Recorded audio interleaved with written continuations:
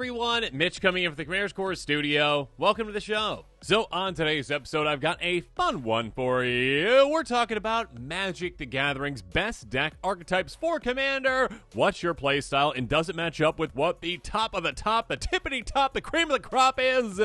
Let's jump into it. So, first up, dominating the game, well, is Chatterfang, and dominating Magic right now, dominating Commander are token decks, and the number one token commander right now is Chatterfang, Squirrel General. So, Squirrel fans out there, celebrate because tokens are currently on top. First place for token decks right now with a mind-blowing, according to EDH Rec, 177,000 decks to their name. Absolutely absurd. With all the different deck archetypes that there are, tokens are on top right now, and for a good reason. Well, let's just talk about Chatterfang, a 3/3 Squirrel Warrior for 3 mana in green, but it's actually a Golgari commander, Forest Walk. If one of our tokens are created under control, those tokens plus that many 1/1 Squirrel tokens are created instead. Basically, double up your squirrels, also sacrifice squirrels, and take things out. But yeah, basically, doubling up every single kind of your tokens and saying, all right, I made a food, I get a squirrel. I made a servo, I get a squirrel. I made this, I made that, I get a squirrel. Yeah, a token doubler in the command zone is an incredibly powerful thing. On the other end, though, there are, just another example of a token commander, the number 2 token commander right now, Balaam the Haymaker, one that doesn't make tokens itself, but definitely advantages you, gives you huge advantages for actually, making a bunch of tokens in other ways. 4/3 Rabbit Warrior for 3 mana in Naya. Tap 2 and tap tokens you control at 1 mana of any color. 3, you draw a card. 4, you get counters on this, get trampled till I have turn. Yeah, a commander that gives you both mana advantage as well as card advantage in super easy ways. Going to be able to attack any tokens out there. Doesn't matter if it's a creature token or if it's a food token or whatever it is. Have fun with that. So yeah, again, your tokens can give you a lot of benefit with this one, and the other commander, Chatterfang, can give you a lot of tokens. There's a reason that those two are on top, a reason that tokens are on top, because they're getting more commanders out there that are exciting, more support as well, and of course there's some very powerful things, especially in this color combination, like token doubling, etc., etc., etc. And I just noticed this now, but yeah, like you've got like little tiny creatures as the top right now. Again, a squirrel and a rabbit. Again, 2 little woodland creatures taking over a format. Love it. I guess I should have mentioned earlier that if you are interested in any of these commanders, I do have deck techs on many of them. Also, if you are interested in these cards in particular, check out that card list link in the description below. That being said, number 2, we've got Artifacts decks. Artifacts decks are always up toward the top. Almost always. Until recently have been on the top. But yeah, they slipped a little bit, but still really up there again. It's not an embarrassing number to have 171,000 decks to their name, with Urza being on top right now. And not surprising in a way, because it's a very popular pre-con commander. And pre-con decks are a good way to get players into the format, and also for players to build onto that deck. So yeah, Urza being a good color combination for artifacts and a very powerful one, and one that, well, is also hard to deal with, is why this one's on top. A 4/5 Human Artificer for 6 mana in, Esper, but you're never going to pay that 6 mana, because it's got affinity for artifact creatures, and so it also helps you with, future payments of this one too, including commander tax. You just get rid of that. Don't worry about that. Artifact creature control of menace. Beginning of your end step, you make a construct that goes larger based on the number of artifacts you have. Yeah, this one can make you threats. Again, it also can make those threats more hard to block, essentially. And of course, again, you can keep getting it out again and again and again, probably ignoring commander tax, because who needs commander tax when you've got affinity? Urtet is the number 2, which I guess could kind of go in tokens as well. It's an interesting artifact/token commander in a way, but it is placed for this with its decks, essentially, in artifacts with the number 2 spot. Urtet Remnant of Menmark is a 2/2 mirror. If you cast a mirror spell, you make a 1/1 artifact. Beginning of combat your turn, you untap all mirror you control. You can also pay Wooburg, tab, get 3 colors on your mirror. It's a very fun commander, a very spicy commander. Mirror tribal, essentially. Go wide tribal in a way, too, with artifacts. You can do a lot of crazy things with artifacts and untapping. But yeah, artifacts have been on top for a long time. Brea, for Brea fans out there, was at number 3, so did not quite make this list, but still, again, between a pre-con commander that is super popular, as well as a commander that players have been waiting for a long time, Mirror fans out there, and also just so it's so cute. Look how cute it is. 5 color is the best color combination, of course, as well. Artifacts on top at number 2. At number 3, we've got +1/+1 counters decks, and these have grown throughout the years as well, and you'll see between the two commanders, they couldn't be any different, essentially, and the exact same, again, theme counters, but the way that they approach them is very different. Shalyn Halar, maybe one of the most broken commanders printed recently. It is absolutely insane. This thing combos with a ham sandwich, and it's just crazy good. 3/3 Angel Elf with Flying and Vigilance for 4 mana and Naya. Whenever one or more counters are put on a creature you control, Shalyn Halar deals that's damage to the opponent. Basically, I mean, there are ways to combo with this, but even if you're not comboing, if you're just like, I proliferate, and I get an extra counter on my creatures, and I've got 10 creatures, that's 10 damage. Gross. Oh, disgusting. You can get so many counters on so many things so quickly, your opponent's heads will literally be gone because you're just going to burninate them to the ground. So yes, being able to essentially just go wide with this, get a bunch of counters on your things, go tall with this, get a bunch of counters on your things, or just, combo with it, you can win in that way. Or, to take a blast from the past approach, Skullbriar, again, one of the very first counters commanders, I would say, and a very popular one at that. Still, again, at the number 2 spot in this list. A 1/1 zombie elemental with haste for 2 mana in Golgari. When it deals combat to a player, put a counter on it. Counters remain on it as it moves from any zone other than a player's hand or library. Basically, you build it, and it keeps growing, and it does not lose that. Even if it dies, goes to your command zone. It's like, yeah, cool, all right.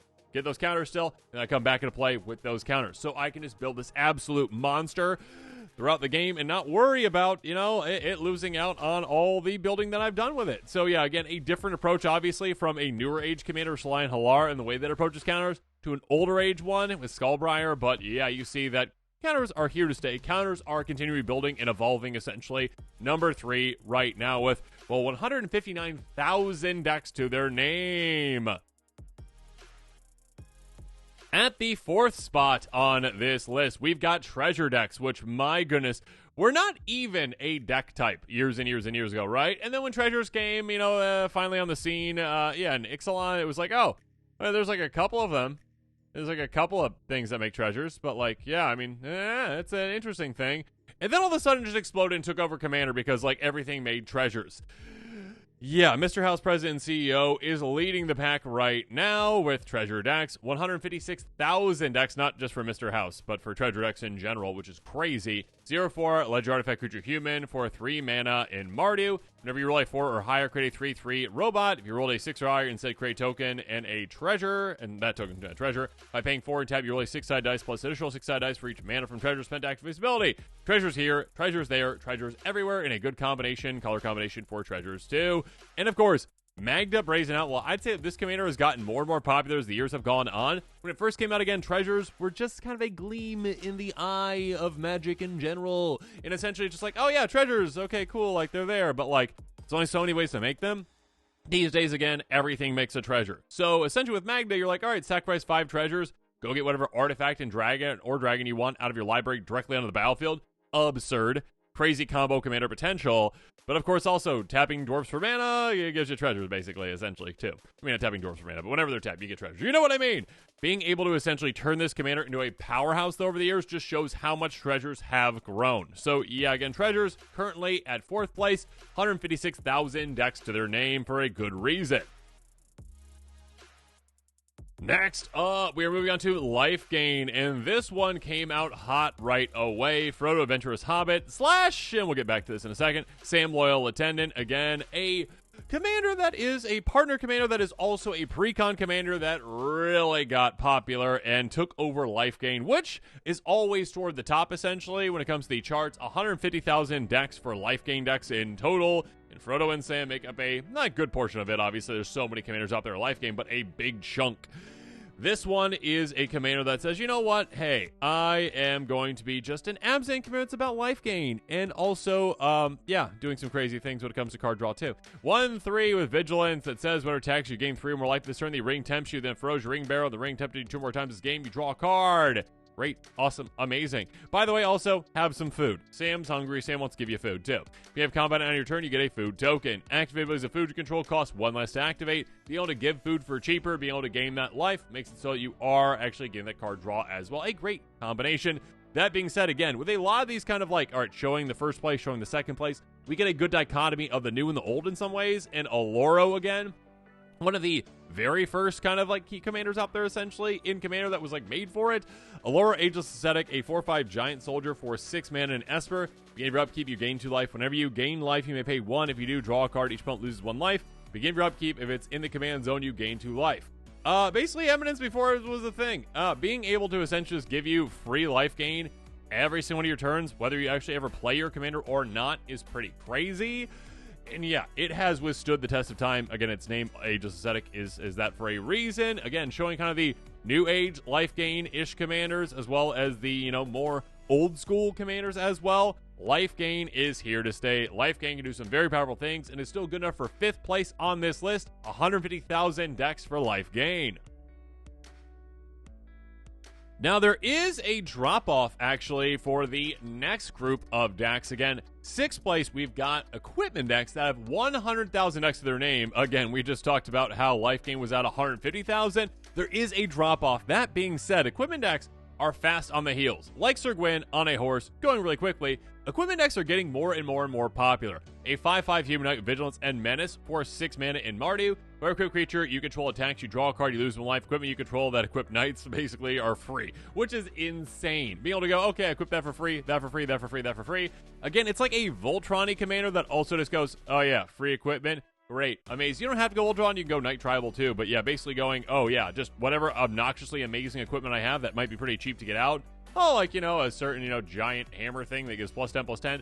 They usually cost a lot to equip. Let's just do it for free. Why not? Hit incredibly hard, incredibly quickly, do amazing things. Again, in a pre-con commander, I believe this is a pre-con commander, that really took off. That being said, also, Nahiri Forge in Fury also took off as well. Absurd value out of this one. 5/4 Core Artificer for 6 mana in Boros, affinity for equipment. So again, like our Urza that we talked about earlier, again, a commander that can get around commander text in a way, or just be cast for really cheap again and again and again, is a huge appeal to players, obviously. Whenever equipped creature you control attacks, exile the top card of your library, play that card this turn, you may cast equipment spells this way without paying their mana cost. Playing equipment for free is pretty absurd. So much value to be had from that again and again and again and again. The more equipment you have in play, the cheaper this commander is to recast if you need to recast it. So, yeah, a commander that just perpetually basically costs 2 mana and you're cheating at equipment, what's not to love about that? Again, equipment growing in popularity over the years. Equipment decks are at 100,000 decks to their name, according to EHREC. Good enough for 6th place. Right behind them, though, at 99,000 decks to their name, we've got Aristocrat-style decks. That is good enough for 7th place right now. And Teysa Karlov, well, hit the scene running right away. And, yeah, still an incredibly popular commander. Number 1 for Aristocrat-style commanders, and took over the spot that was long held by number 2 that we'll talk about here in a little bit. But yeah, a 2/4 Human Advisor for 4 mana, and Orzhov, a creature dying causes a triggered ability of a permanent you control to trigger. Does additional time. Creature tokens you control have Vigilance and Lifelink. Basically, the moniker of Death Harmonicon was made and used for this one, basically, because Panharmonicon, but with death. Makes sense. This is one where you're like, I always forget about, like, that extra text on it. Like, it's got Death Harmonicon, doubles out death triggers. Oh, by the way, also, for some reason, creature tokens have Vigilance and Lifelink. We need to staple that on here. No, you didn't need to do that. It's an incredibly powerful commander just saying, all right, death triggers double, because Aristocrat-style decks, again, basically the concoction of Aristocrat style is, hey, all right, you have 3 ingredients, generally. You've got, all right, creature fodder. You've got ways to sacrifice that creature fodder, most likely for free, so sacrifice outlets. And then you also have the payoff. And this says, well, I'm technically none of those things, but I double up the payoff, which is insane. So again, all those payoffs that you have that you're already building toward, now you get double the value out of them. So yeah, Teysa became incredibly popular Aristocrat style for a reason. Mayor of Clan Nalthoth was definitely the most popular one for a long time in Aristocrat style. Got overtaken by Teysa quite quickly, but is still a very popular commander. And again, kind of showing like the new and the old, although Teysa's been out for a little while now, obviously. Marin, though, one of the OG out there. A 3/4 Human Shaman for 4 mana in Golgari. Another creature control dies, you get an experience counter. Give your end step, get a creature out of your graveyard back into play if you've got the amount of experience counters. If not, it goes into your hand.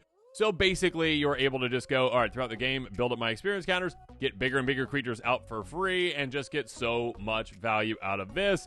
Obviously, 2 different approaches, like more of like a reanimation style, Aristocrat style, where you're sacrificing things for value, getting them back out, or Teysa is saying, all right, everything else do the work for me, I'm just here to double up the value. Again, good enough for 7th place, might overtake equipment in the near future, we shall see. 99,000 decks to their name.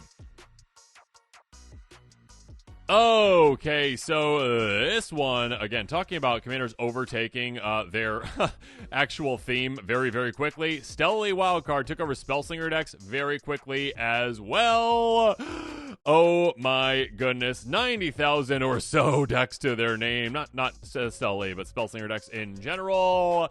And this one is a 2/4 human rogue for 3 mana, and is it whenever you cast your second spell each turn, exile the top card of your library. Until the end of your next turn, you may play that card. Tap, copy target instant source spell you control, you choose targets to the copy. Activate only if you cast 3 more spells this turn. Yeah, it does have a restriction on it, but basically not really. 3 spells in a turn is super easy, and obviously if the third one is the combo card, then there you go, you win. Yeah, this is a commander that is a precon commander. It might be one of those powerful precon commanders they've ever made, because it's literally like, oh, this combos with a ham sandwich. You just need something that like untaps it. And if you've got something that's like, oh yeah, Cerulean Wisps, draw a card and untap a creature. Okay, cool. Draw all your entire deck. If you've got any kind of Magecraft triggers, you probably just win from there. Plenty of ways to win with this. It's kind of like the out-of-the-box commander that you can just like, oh, I changed out a couple cards and now it's broken. Oh my goodness. So yeah, there's a reason why, as a precon commander, it got super, super powerful, because it is so pushed. For the exact same amount of mana, though, you got Varen Voice of Duality, which is kind of interesting because it's like the exact opposite of what we just talked about, the Aristocrat style decks, where Varen like definitely is like Teysa in a way, where it's a 2/2 Ifrit Wizard for 3 mana, and is it Magecraft, if you cast your copy and sorcerer spell, it gets +1. Nice. If you cast your copy and sorcerer spell, it causes a trigger play from your control to trigger for usual time. Basically, again, Spell Harmonicon. Again, like Teysa is Death Harmonicon, this is Spell Harmonicon, being able to basically double up your triggers from Magecraft, etc., etc., etc. Again, a different approach to the game than Stella, which is just broken. So yeah, you can see how Stella would take over the game, especially again because a precon commander, but Varen, again, right behind it at number 2 in this list for Spellslingers. Yeah, definitely a very cool, very popular type of archetype, and again, we'll see how far Wizards keeps pushing this one, because Stella, we were not expecting that, and maybe in the future gets overtaken by an even more broken commander. But now let's move on to a strategy that I always forget is super popular, and it is Wheels. Wheels are actually up there at, oh my gosh, absolutely absurd numbers. 86,000 decks to their name. I did not realize that until I put this list together. I was like, oh wait, Wheels are that popular? Yeah.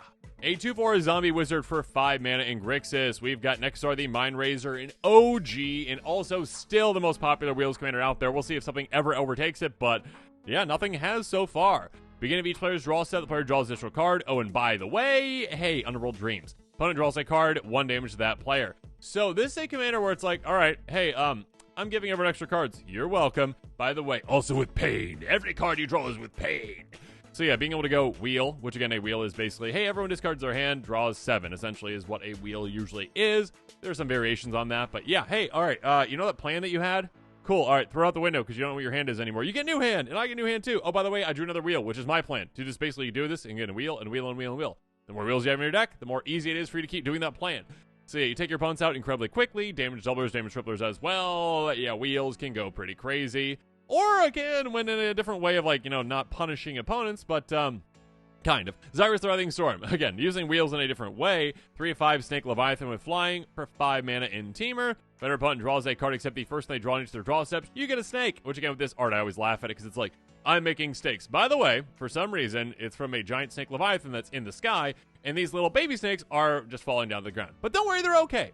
Snakes. Anyways, whenever this deals counter to a player, you know, player each draw that many cards. Essentially, again, yeah, you can like, okay, I deal damage with you, I get 3 cards, you get 3 cards, cool, yeah, 3 snakes, awesome. Or like, you know, you pump this and you get more. More than likely, though, you're like, wheel. All right, I just made like 40 snakes, cool, good for me. Yeah, you can take over the game in absolutely no time. Impact Tremors / Perforos type cards obviously can just win you the game right then and there. Yeah, wheels are incredibly powerful with a lot of commanders. And again, the thing that can throw opponents off of this kind of a strategy is that you're already like, you know, you're using your strategy to benefit you, but it also makes it so your opponent's strategies are less effective because they can't plan ahead. Their hand is just going to be gone next turn. They're like, all right, I can play these cards, but I can't plan ahead because like next turn you're going to just cast another wheel and then my hand's gone again. So 86,000 decks to its name for a reason. Not Negosar, but like wheels in general. A very popular strategy. And finally, though, lands matter. Decks are here to stay and growing in popularity and in different kinds of ways. 83,000 decks to their name for lands matter. Landfall type decks, essentially. A 2/4 plant for 4 mana in Abzan, the Necrobloom. Landfall, whenever a land enters the battlefield under your control, you make a 0/1 plant. Cute. If you control 7 more lands with different names, you get a 2/2 black zombie instead. Ew. And then it says land cards in your graveyard also have Dredge too. Yeah, that's kind of fun. So yeah, basically being able to say, you know what, let's just get lands in play. Let's make an army. Plants, zombies, awesome. Plants versus Zombies reference, maybe. Okay, anyways. But also, hey, you know what, get Rog, get over here. You're my best friend because everything is dredged too for lands, and you can do some broken things with that. Even if you're not doing broken things, just being able to dredge out of your graveyard for any land is crazy good. Making sure you hit your land drops, and also, again, getting more things in your graveyard that you can utilize in different ways. So yeah, this is a crazy good commander. Again, goes about in a different way. You might think Tatiova's up here, but Tatioba is not actually. Hazazon is the number 2 lands matter commander. A 3/3 human warrior for 3 mana and Naya. Desert walk and play desert lands from your graveyard. Whenever a desert enters the battlefield under your control, you get 2 1/1 red and white and green sand warrior creature tokens. So being able to just go, you know what? Let's get deserts out of the graveyard. Let's make this a desert deck, and let's do some pretty crazy things. Yeah, again, lands can go in a lot of different directions, and you can do a lot of exciting things with them, and they are growing in popularity and growing in, well, in this case, the armies, with Necrobloom as well as Hazazon and the armies they can make. But yeah, 83,000 decks to their name. Lands Matter decks are here to stay, and again, being built in different ways now. And with that, this episode is coming to a close. As always, comment below with your thoughts on it. And of course, as always, thanks again, and have a good one.